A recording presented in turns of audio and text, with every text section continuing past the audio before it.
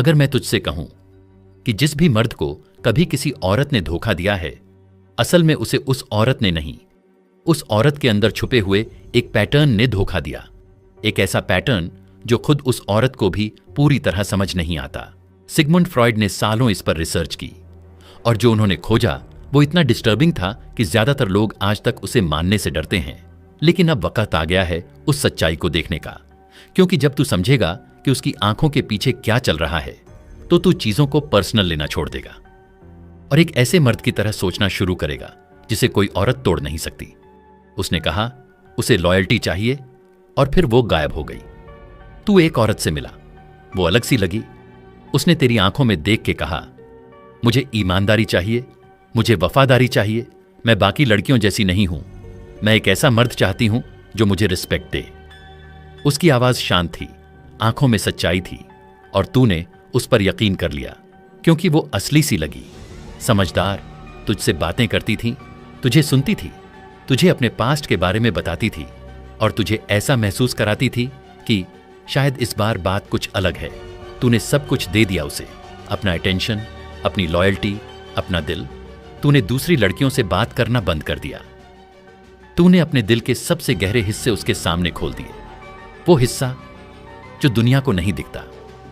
उसने तुझसे कहा मैंने आज तक ऐसा कुछ महसूस नहीं किया। वो तेरा हाथ ऐसे पकड़ती थी जैसे सच में फर्क पड़ता हो। वो तुझे ऐसे देखती थी जैसे तू ही उसका सब कुछ है। और ठीक उसी पल जब तू ये मानने लगता है कि शायद ये असली है, उस पर भरोसा था और फिर अचानक वो बदल गई। रिप्लाई आने में देर, टोन में ठंडापन, बातों में खामोशी। बोलती है बिजी हूं और फिर धीरे धीरे पूरी तरह गायब हो जाती है। ना कोई फाइट, ना क्लोजर, ना अलविदा। बस एक दिन तक वो तेरे साथ थी और अगले दिन एकदम खामोश। तू बैठा है, सोच रहा है मैंने क्या गलती की। हर बात, हर मैसेज, हर नजर रिप्ले कर रहा है। लेकिन सच क्या है? फ्रॉइड का जवाब सुन। उसने तुझे छोड़ने का फैसला खुद से नहीं लिया। वो फैसला उसके अंदर बैठे एक अंधेरे हिस्से ने लिया। वो हिस्सा जो उसके अंदर छिपा है, जो बोलता नहीं लेकिन चलाता सब कुछ है, जिसे वो खुद भी नहीं समझती। उसका दिमाग कहता है मुझे प्यार चाहिए, रिस्पेक्ट चाहिए, स्टेबिलिटी चाहिए, लेकिन उसका अनकॉन्शियस कुछ और चाहता है। जो हिस्सा तुझसे बातें करता है वो हिस्सा छोड़ के नहीं गया। जो चला गया वो था उसका डार्क इंस्टिंक्चुअल सेल्फ। वो हिस्सा जो दर्द से बना है, बचपन के जख्मों से भरा है और जिसे खुद वो लड़की भी नहीं जानती। फ्रॉइड ने कहा हमारी 90% जिंदगी उस अनकॉन्शियस माइंड से चलती है और औरतों में यह हिस्सा और भी ज्यादा डोमिनेंट होता है। वो कहती है उसे लॉयल्टी चाहिए, लेकिन उसका जिस्म अक्सर डेंजर को ढूंढता है। वो कहती है उसे पीस चाहिए, लेकिन उसका पास्ट केओस के लिए तरसता है। वो कहती है उसे फॉरएवर चाहिए, लेकिन उसके इंस्टिंक्ट्स धीरे से कहते हैं भाग जा। और जब वो विस्पर तेज हो जाता है वो गायब हो जाती है बिना एक्सप्लेनेशन, और खुद उसे भी नहीं पता क्यों। इसलिए तू इतना कंफ्यूज्ड है क्योंकि उसने तुझसे झूठ नहीं बोला, उसने खुद से झूठ बोला और फिर उसका अनकॉन्शियस उसके लिए फैसला ले गया। ये ब्लेम का खेल नहीं है, ये समझने का खेल है। अगर तू अब भी उसकी बातों को सच मानकर जीता रहेगा तो बार बार अपना दिल उस हाथ में देगा जिसे खुद भी नहीं पता कि वो दिल क्यों पकड़ रहा है। फ्रॉइड की वार्निंग साफ थी, उसकी बातों को मत चेस कर, उसके इंस्टिंक्ट्स को देख, क्योंकि सच ब्रूटल होता है। वो इसलिए नहीं गई क्योंकि तू गलत था, वो इसलिए गई क्योंकि वो खुद से भी अनजान थी।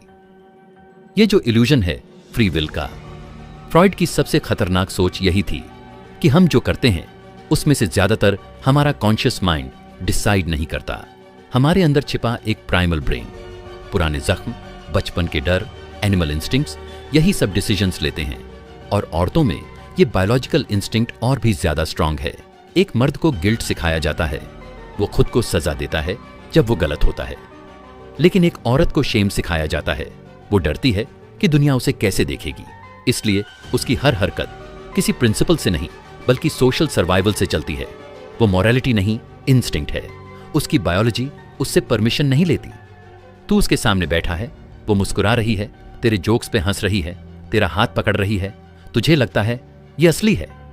तू कनेक्ट फील करता है, चोजन फील करता है, लेकिन 3 दिन बाद वो गायब। ना मैसेज, ना बाय, ना रीजन, बस साइलेंस। और तू फिर वही सवाल पूछता है, मैंने क्या गलत किया? लेकिन कड़वा सच ये है, कभी बात तुझ में थी ही नहीं, कुछ उसके अंदर बदला और उसे खुद भी नहीं पता चला। फ्रॉइड ने इसे जाना, अब साइंस भी मान चुकी है। औरत का मूड, अट्रैक्शन, बिहेवियर सब उसकी बायोलॉजी से जुड़ा है। उसके हार्मोन्स हर महीने बदलते हैं। ओव्यूलेशन में जब वो फर्टाइल होती है, वो फ्लर्ट करती है, बोल्ड होती है, मैस्कुलिन एनर्जी की तरफ अट्रैक्ट होती है। लेकिन जब पीरियड्स आते हैं, वो इरिटेट होती है, कोल्ड हो जाती है, डिस्कनेक्ट महसूस करती है। और ये बदलाव नेचुरल है, बिल्ट इन है। मगर बात यह है, उसे खुद नहीं पता ये हो रहा है। उसे सच में लगता है कि हमारे बीच कुछ बदल गया है। वो कहती है, मैं अब फील नहीं कर रही, हम कंपेटेबल नहीं हैं, मैं कंफ्यूज्ड हूं। लेकिन ये उसका दिल नहीं, उसका हार्मोनल सिस्टम फैसला ले रहा था। आज एक एहसास, कल दूसरा, और तू उसी कंफ्यूजन में फंसा रह जाता है। ये पर्सनल नहीं है, ये प्रेमल है, और उसे खुद भी नहीं पता कि क्यों हुआ। तू उसकी डेटिंग कर रहा है, असल में तू उसकी पास्ट से लड़ रहा है। फ्रॉइड ने इसे कहा द मदर कॉम्प्लेक्स। उसका मानना था ज्यादातर मर्द अपनी मां से भावनात्मक तौर पर कभी अलग ही नहीं हुए। जो प्यार या सजा मां से मिली, वही पैटर्न वो रिलेशनशिप्स में दोहराते हैं। अगर तेरी मां ने तुझे इग्नोर किया जब तू खुद की बात करता था, अगर उसने तुझे सिर्फ तब प्यार दिया जब तू उसकी बात मानता था, तो तू इमोशनल मैनिपुलेशन को ही प्यार मान चुका है। फ्रॉइड ने कहा, एक मर्द बनने के लिए तुझे मां से इमोशनल बॉन्ड तोड़ना पड़ेगा, जो ज्यादातर मर्द कभी कर ही नहीं पाते। इसलिए वो फिर ऐसी औरतें चुनते हैं जो उन्हें वही पुराना दर्द देती हैं, और वो सोचते हैं प्यार क्यों दर्द देता है? क्योंकि तू असली प्यार नहीं ढूंढ रहा, तू अपनी पुरानी तकलीफ से कंफर्ट ढूंढ रहा है। और यही है वो डार्क ट्रूथ, जिसे समझे बिना तू बार बार खुद को गलत ठहराएगा, जबकि गलती तुझ में नहीं थी, गलती उस गेम के रूल्स में थी जो तू समझा ही नहीं। लेकिन सच्चाई क्या है? वो कभी नहीं बोलेगी कि तू ही वजह था, क्योंकि तुझ में कुछ गलत नहीं था, तेरी सिर्फ एक गलती थी। तू भूल गया वो सच जिसकी चेतावनी फ्रॉइड ने बहुत पहले दी थी। उसके अंदर जो चाहतें पलती हैं, वो उसके कंट्रोल में नहीं है। उसका जो माइंड बोलता है, जो प्लान करता है, रीजन देता है, वो कहेगा मुझे प्यार चाहिए, एक समझदार अच्छा इंसान चाहिए। लेकिन उस सोच के नीचे एक पुरानी अनदेखी परछाई है, उसकी बायोलॉजी, उसकी शारीरिक चाहत, उसका प्राइमल इंस्टिंक्ट। वो कहेगी मुझे रिस्पेक्टफुल लड़का पसंद है, लेकिन उसके अंदर कोई दूसरा हिस्सा उसे उस मर्द की तरफ खींचता है जो उसे चेस नहीं करता, जो ना बोलने से नहीं डरता, जिसकी आंखों में वो खतरनाक पावर है जो वो खुद समझ नहीं पाती लेकिन फील करती है। समाज कहता है औरतें इवॉल्व हो चुकी हैं, अब वो इंडिपेंडेंट हैं, पढ़ी लिखी हैं, फेमिनिज्म ने सब कुछ बदल दिया है। लेकिन फ्रॉइड अगर जिंदा होता तो हंसता इस मॉडर्न इल्यूजन पर, क्योंकि उसने देखा था औरत के अंदर का वो हिस्सा जो आज भी अनचेंज्ड है। वो लड़की तुझसे बोलेगी मुझे सच्चा प्यार चाहिए, और अगले ही हफ्ते किसी ऐसे के साथ चली जाएगी जो उसे केओस देता है, पीस नहीं। ये झूठ नहीं है, ये इंसान होना है, क्योंकि जो चीज वो अपने वर्ड से चाहती है उससे बहुत अलग है जो उसकी बॉडी रिस्पॉन्ड करती है। और अगर तू ये फर्क नहीं समझा तो हर बार एक ऐसी डार्कनेस से हारेगा जो उसके अंदर है, पर उसे खुद भी नहीं दिखती। औरत का प्यार हमेशा के लिए नहीं होता। फ्रॉइड का सबसे दर्दनाक सच, हाँ वो प्यार करती है, वो परवाह करती है, लेकिन उसके प्यार की एक इनविजिबल एक्सपायरी डेट होती है। जैसे हर मां जानती है एक दिन उसका बेटा उसे छोड़ देगा, बड़ा होकर अलग हो जाएगा, और वो दर्द जो कभी बोला नहीं गया उसके सबकॉन्शियस में बैठ जाता है। उसके अंदर एक साइलेंट जख्म बनता है जो उसे बहुत पहले सिखा देता है प्यार कभी नहीं टिकता, सब कुछ छिन सकता है। वो बड़ी होती है, एक मर्द को चुनती है, घर बसाती है, बच्चे होते हैं, सब कुछ परफेक्ट दिखता है। लेकिन जैसे ही जिंदगी सेफ लगने लगती है, उसका अनकॉन्शियस दिमाग विस्पर करता है, बस इतना ही था और क्या है बाहर। वो आवाज धीमी होती है लेकिन अंदर से जोरदार होती है, और वो धीरे धीरे खींचने लगती है उस सिरफन से बाहर। ये कोई साजिश नहीं होती, ये बायोलॉजी होती है। ना उसने सोचा था, ना चाहा था, लेकिन उसका दिमाग कहता है कुछ और चाहिए, और तू वही करता है जो हर मर्द करता है। तू सोचता है हम परफेक्ट थे, उसने क्यों छोड़ा। तू रोता है, टूटता है, ब्लेम करता है, लेकिन सच क्या है? वो नहीं बदली, उसकी बायोलॉजी बदल गई, उसका प्यार खत्म नहीं हुआ, उसकी केमिस्ट्री एक्सपायर हो गई, और उसे लेबल पढ़ना ही नहीं आया।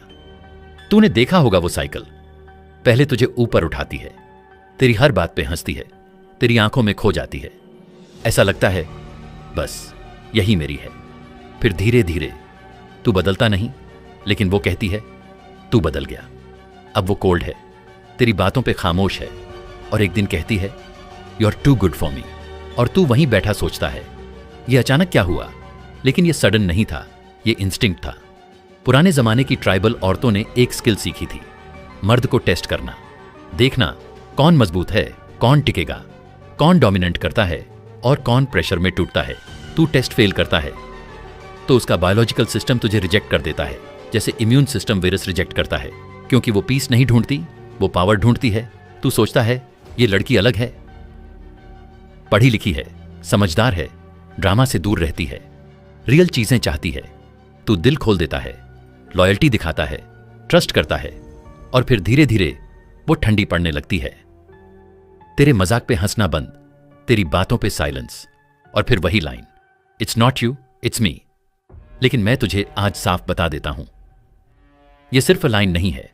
और हां, ये तू था, लेकिन इसलिए नहीं कि तू बुरा था, बल्कि इसलिए कि तूने एक गलती कर दी।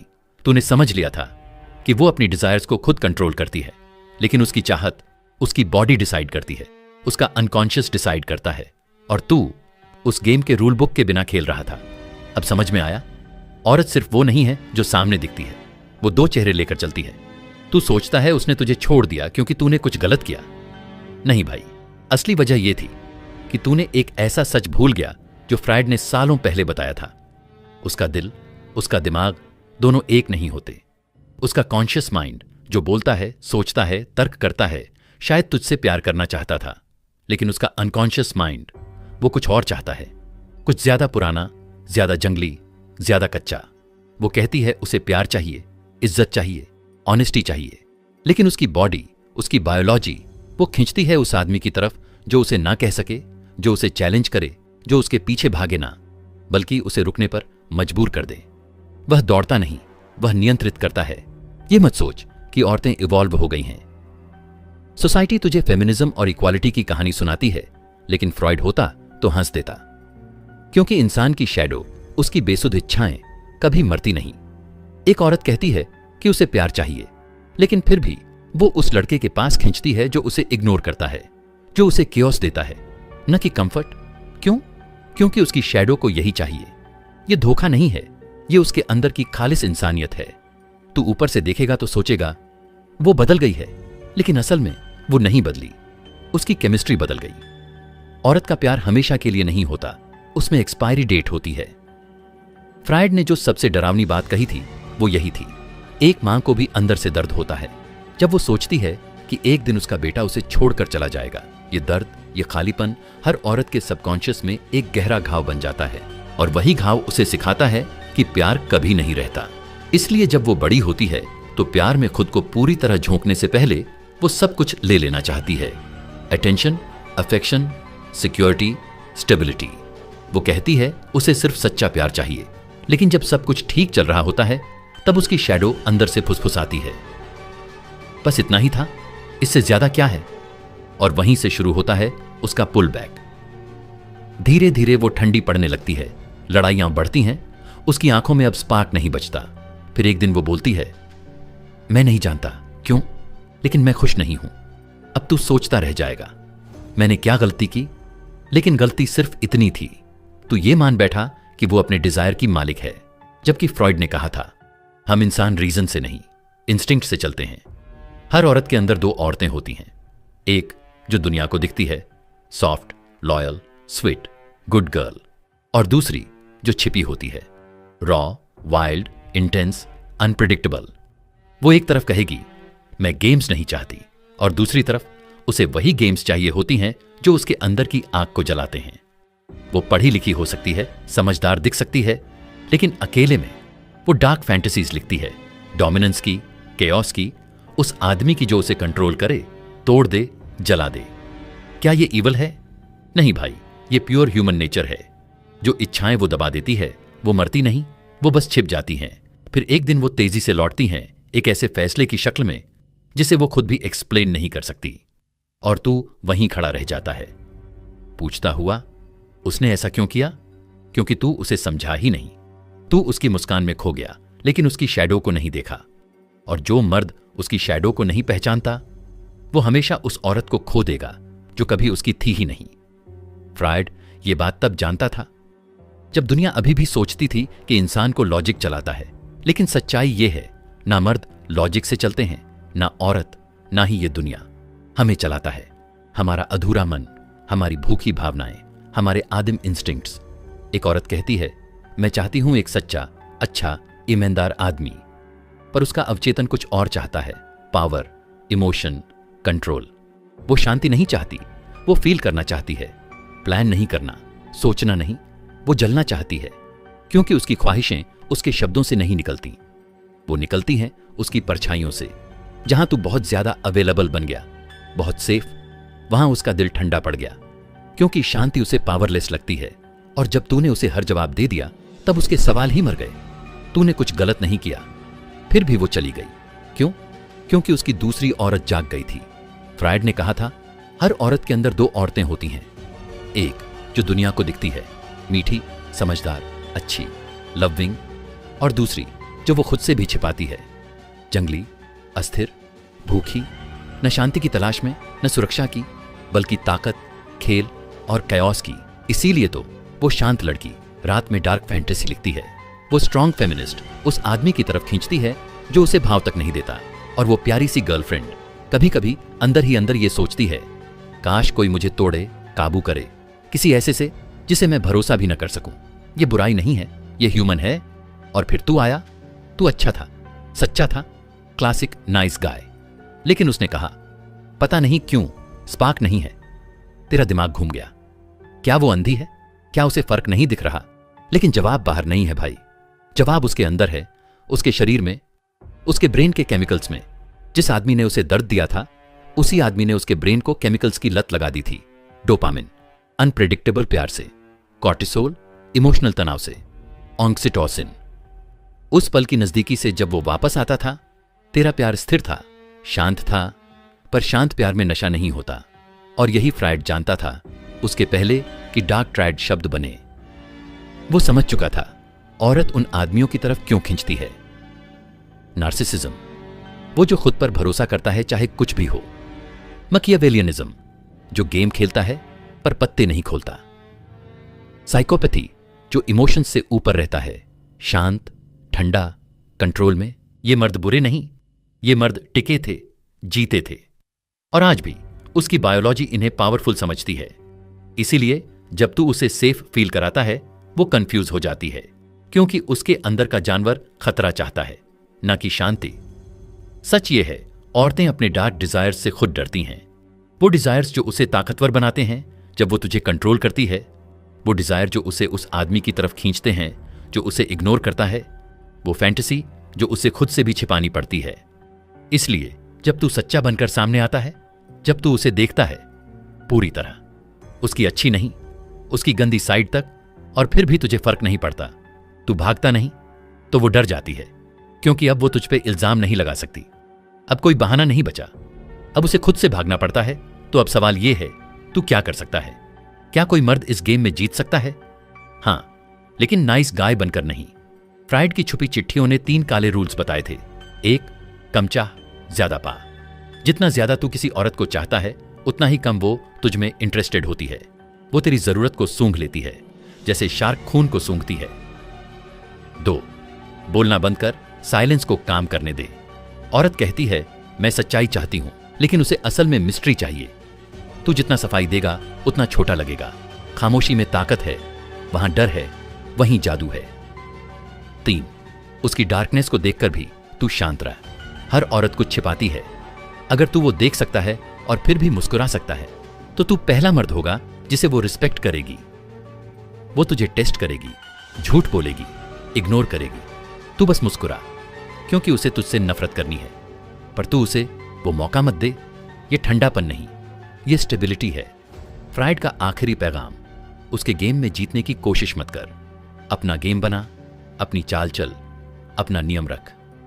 अगर ये तेरे दिल में कहीं गहराई तक चुभा है, तो कमेंट में सिर्फ एक शब्द लिख, अवचेतन। क्योंकि जिस दिन तू औरत के अंदर झांक लेगा, उसी दिन तू अपने अंदर भी देख पाएगा। और वहीं से शुरू होती है तेरी असली ताकत।